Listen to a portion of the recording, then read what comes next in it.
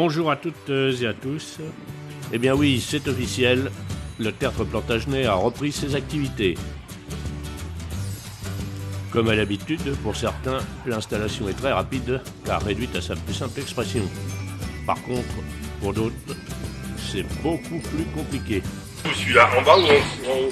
Il est difficile de s'y retrouver dans tous les tubes à assembler. Pourtant, ce n'est pas Beaubourg. La notice n'a pas l'air d'une grande utilité.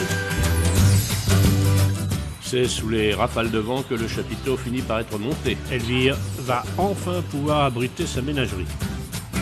À chacun ses exercices matinaux. Bien évidemment, on sacrifie au rituel du café croissant.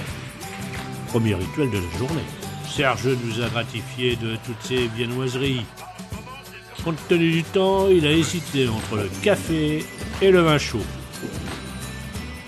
On ne peut tout de même pas rester devant les croissants et les pains au chocolat, il faut quand même se mettre au travail. Chacun s'y colle comme il peut. Quant à Evelyne, cette année, elle innove. Elle a ajouté les chats à son poulailler. Sandrine hésite toujours entre la peinture et la photographie.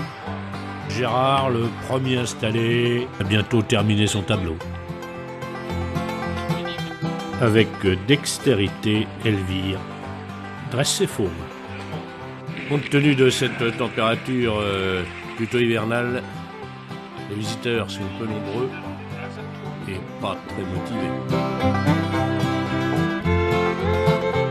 Même les aquarelles ont enfilé leur petite laine. Et pourtant, ça n'empêche pas Jean-Claude de déborder d'imagination. Ah, le pilier, tu vas le mettre dans la campagne. Le pilier, le bois de la maison. Certains, pour aujourd'hui, ont simplement décidé d'encadrer leur palette. On peut toujours rêver.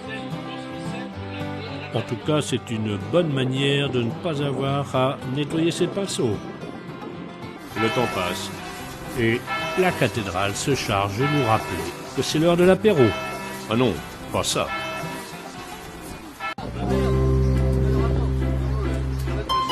C'est notre président José qui s'occupe des bulles.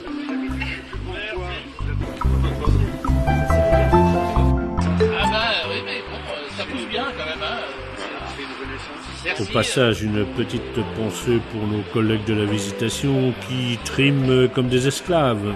Allez bosser un peu là. On essaye. Tout le monde sait que la peinture ne nourrit pas son âme. Alors, un pique-nique arrosé d'un Châteauneuf du Pape, c'est plutôt classe. Moins de 5 soupes, La glacière à Jean-Claude, plutôt tendance. C'est moins d'importance ces choses-là, mais bon, toujours. Ah bah non. Au passage, notre ami Rémi Coudrin, sculpteur, notre invité d'honneur. C'est sous la pluie et les bourrasques que tout le monde se remet au travail.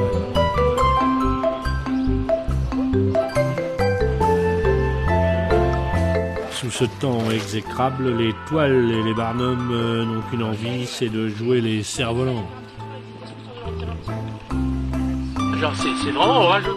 Quant à moi, eh bien, j'ai complètement abandonné mes moines. Ils se sont perdus dans la forêt et n'ont jamais retrouvé le chemin de la cathédrale. Cependant, durant un instant, j'ai eu l'impression qu'un de mes moines s'était échappé de la toile. Ce n'était qu'Evelyne qui, déguisée en homme, avait décidé de braver les intempéries. Bien évidemment, nous n'avons pas oublié nos amis de la Visitation, mais malheureusement eux aussi œuvraient dans le froid et les courants d'air. Les visiteurs étaient aussi peu nombreux.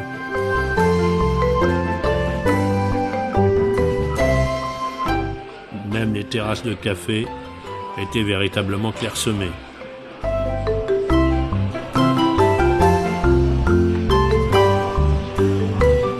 C'est donc un peu morose que tout le monde a décidé de plier bagages dans le milieu de l'après-midi.